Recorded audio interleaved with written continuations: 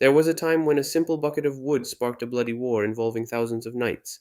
And no, we're not talking about a game of buckets gone badly between children, but one of the most incredible and absurd pages in Italian history. Imagine for a moment living in the 14th century, a time when city-states were a hive of life, intrigue, and heated rivalries. A historical period that, in comparison, will make your family disputes over the remote control seem like a nursery school argument.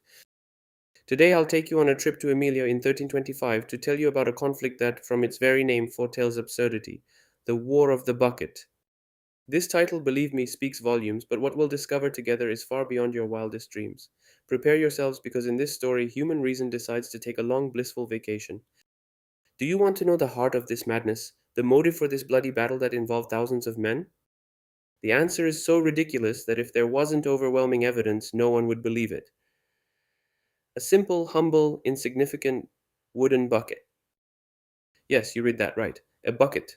Not a priceless treasure, not a sacred relic, not a secret treaty, but a simple wooden container for drawing water. The object of contention, as historians call it, with a gravitas that clashes with the lightness of the object, was a bucket stolen by the Bolognese almost as a joke from a well in Modena. A provocative act, a petty theft, an action that today at most would end with a report to the police for found object. But back in 1325, it was the straw that broke the proverbial camel's back, or to be precise, that made the proverbial bucket overflow, and with interest too. And here the question arises spontaneously, with a hint of sarcasm. Why so much anger, so much indignation, and so much violence over a water container? It seems like a joke, doesn't it? But behind this seemingly insignificant gesture lies a complex, or rather somewhat absurd, story of ancestral hatred and tensions that have been simmering for centuries. Modena and Bologna, in fact, were like two quarrelsome cousins forced to live side by side, with a rivalry so deep-rooted that it would make any football derby pale in comparison today. Guelphs against Ghibellines, popes against emperors, they were two cities that never spared each other, always ready to tease each other with pranks, raids, and let's face it, even a good brawl.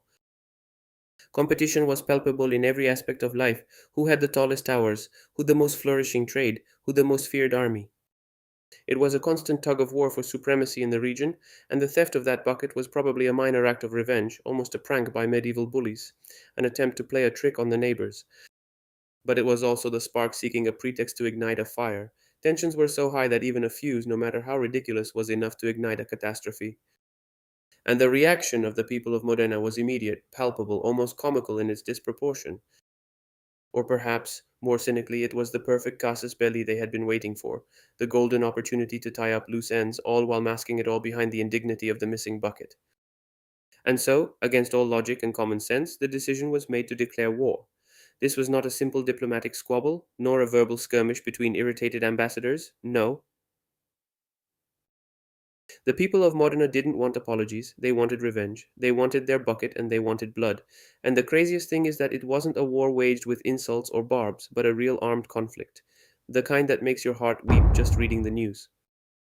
The result? A veritable hell broke loose. The alarm bells rang in Modena, and the war cry resounded through the streets and squares. Recruits were drafted, weapons were sharpened, and banners were unfurled. Collective madness had taken over, and the bucket had become the symbol of an honor to be defended, of an offense to be washed away with blood. The mobilization of forces was impressive, disproportionate, almost theatrical in its magnitude. Thousands of knights, fully adorned in gleaming armor and fluttering plumes, moved toward the border. Infantrymen armed with pikes, crossbowmen ready to shoot arrows, mercenaries of every kind, all united, or rather blinded by a single absurd objective: to recover a bucket. And Modena wasn't alone. Fortunately or unfortunately, it found the support of the Este family of Ferrara, powerful lords who saw the conflict as an opportunity to strengthen their influence, and of other local lords, all ready to add fuel to the fire of this madness. On the other side, the opponent was the powerful Bologna, a rich and proud city which certainly would not back down. And Bologna, for its part, was not isolated. It had its allies, including the Florentines, always ready to side with the Guelphs and other forces from northern Italy, all involved in this gigantic farce. The theatre of the clash was the countryside around Zappolino, a small village which that day, 15th of November 1325, unwillingly became the stage for one of the most memorable and ridiculous battles in history. The two factions faced each other, determined to fight to the last breath. Knights charged with a roar, arrows whistling through the air, swords clashing with a deafening clang. Screams, groans, dust, and blood mixed together in a whirlwind of violence. The bucket war was no mere skirmish, it was a bloodbath, a carnage. Contemporary chroniclers report hundreds, perhaps thousands, of deaths and injuries, prisoners captured, and ransoms paid. Modena triumphed, but at what cost? The obvious absurdity of this massacre is that it seems unbelievable that such a banal object could unleash such destructive fury. It's hard to believe, and yet it happened. History, at times, is more bizarre than any fantasy, but human folly, as we know, knows no bounds. It's like an inextinguishable fire that once lit burns everything in its path, even the most basic reason, and all for a bucket. And the fate of this illustrious bucket, well, the victors from Modena, with a macabre sense of humor bordering on mockery, triumphantly brought it back to Modena. They didn't destroy it, they didn't use it to draw water, they didn't put it up for auction. No, they preserved it and still preserve it today as a true war trophy. A souvenir, a memento, tangible proof of a hard won victory. And where is it, you ask? If one day you happen to be walking through the streets of Modena, raise your gaze upwards towards the majestic Ghirlandina bell tower, the symbol of the city. There, in the heart of that magnificent tower, lies that simple, common, banal, wooden bucket.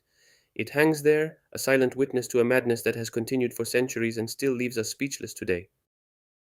This bucket, which we could define as a monument to human stupidity, is a reminder of how passions, rivalries, and misunderstood honor can blind men, transforming a futile pretext into an unheard of tragedy. It reminds us that sometimes wars are not born from great ideals or deep needs, but from small, ridiculous skirmishes blown out of proportion by pride and stubbornness.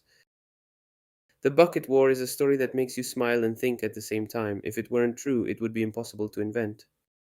It is a warning, a caution from the past, whispering to us that peace is a precious commodity and that the price of madness can be very high even if there is only a bucket at stake.